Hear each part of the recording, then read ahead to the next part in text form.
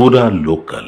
నమస్తే, welcome to పురా local. ప్రస్తుతం మనతో పాటు గాంధీ భవన్ లో ఉన్నారు పిసిసి అధికార ప్రతినిధి లింగం యాదవ్, బీజేపీ తెలంగాణ అధ్యక్షుడు ఎన్ రామచంద్రరావు. మీ పార్టీని ఆల్ ఇండియా చీటింగ్ కమిటీ అన్నాడు, ఏఐసిసిని.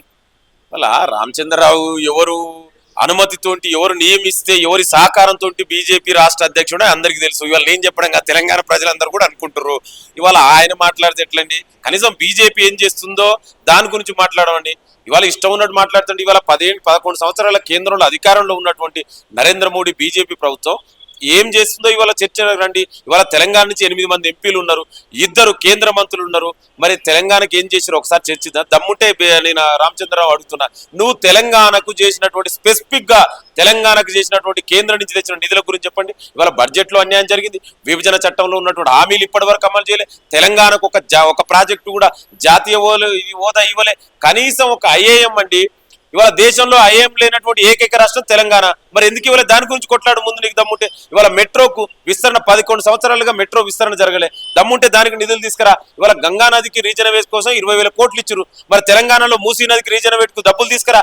ఆ విధంగా కొట్లాడి తీసుకురావాలి తప్ప ఇష్టం ఉన్నట్టు మాట్లాడుతుంటే నీకు చేతనైతే ఇవాళ నువ్వు అధ్యక్షుడు అయినావు కదా.